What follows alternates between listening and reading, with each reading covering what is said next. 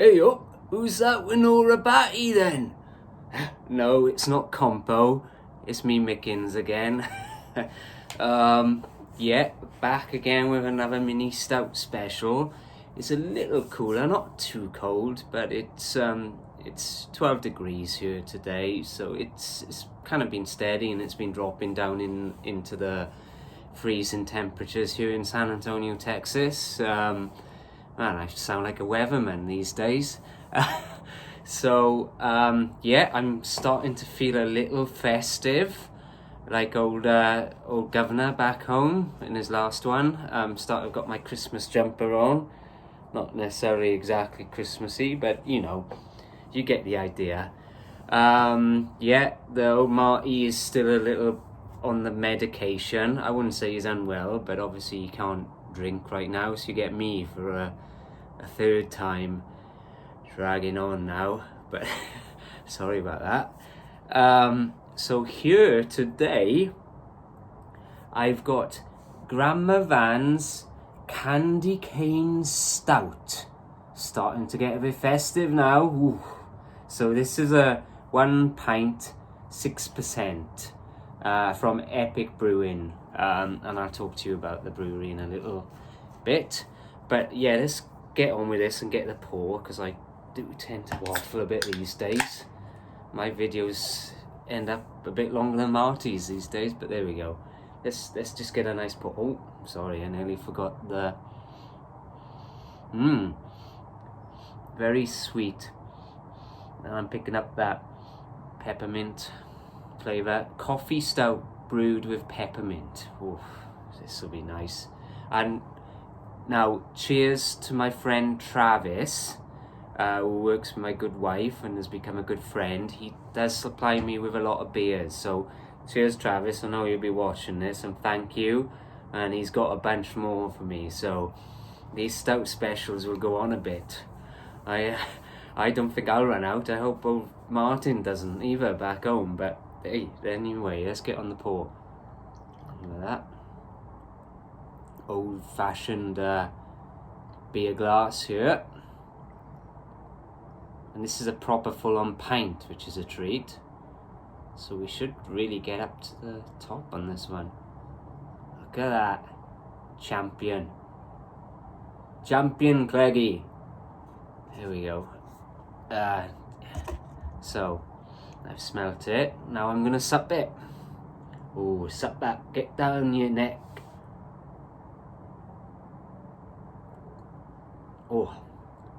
Oh, that's lovely.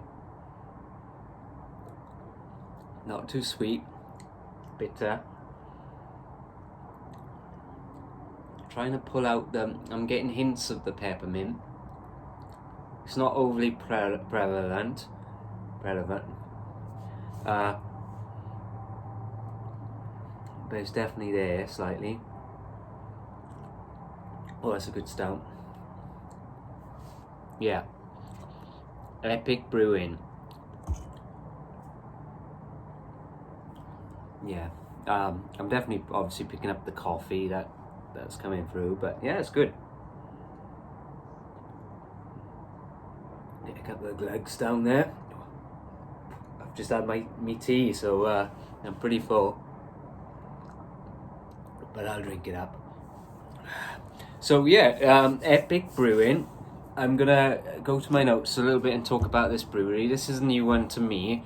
I'm sure Travis knows it pretty well, but so they're based, well, they started up in Utah originally. So, and this is rather interesting. They're based in Colorado now. They opened a second brewery in Colorado, so they've expanded quite significantly there. Colorado is a bit of a mecca for beers, so it makes sense that they've gone there.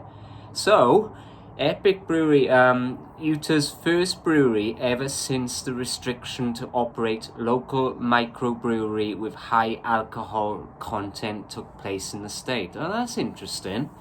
So the brewery is founded by David Cole and Peter Erickson. So those guys set it up. Their love and passion for beers were influenced by their frequent travels to microbreweries in California, where they originated. So sounds like they moved into Utah from California there. Fine ales and lagers have become their main focus, with a dedication to brew beers all out.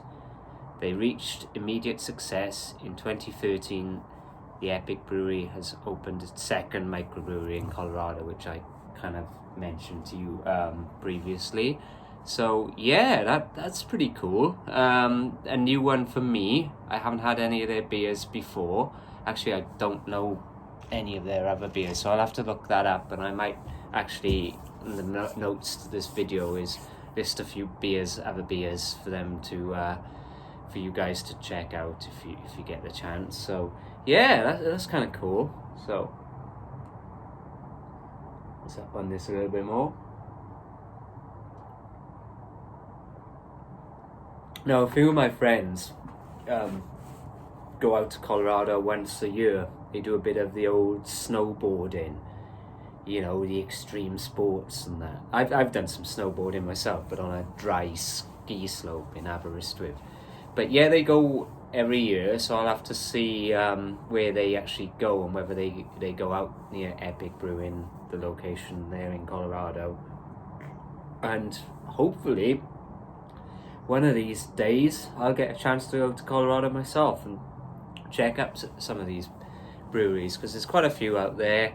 It's kind of like Texas. There's a lot here. There's so many in Austin, and there's more cropping up in San Antonio. So again, Texas, Colorado, they seem to be these little places where are a lot of breweries. Seattle's pretty good as well. So yeah, I will try and endeavour to go out there at some point and maybe do some mini videos. I don't know about next year, and obviously with COVID it's tough to do much travelling, but one to look out for. Let's have a look at this can. Isn't this marvellous? Look at that. Sorry, to show you. I love that old-fashioned artwork, kind of like a 1950s kind of look vibe to it. But cool, you know, black, white and red there on the can. Yeah, 1 pint and 6%. Let me just read you a little bit of this can here. So it obviously goes to coffee stout brewed with peppermint. No visit to Grandma Van's is complete with a cup of coffee and a piece of peppermint dessert. I can't say I've ever had a piece of peppermint dessert in my life. I've had peppermint like candy canes and peppermint just like chocolates and stuff, but not an actual dessert. It'll be interesting. Cheers to all the grandmas that bring our families together. And they do there. You know, my grandma, both my grandmothers, my grandmother Sadie, she's still around. It was always a hub of activity, all the family there. And the same with my grandma Lloyd. Sundays especially, all the family would descend there and enjoy grandma's Sunday lunch, and normally some pie or some nice dessert afterwards. And of course Christmas as well, everybody there. So yeah, grandmas bring the family together. That is so true. I like that on the can. There's a bit more. Now I'm not sure if Martin will be up for another video by the weekend. I'm not quite sure when he has to come off his medication.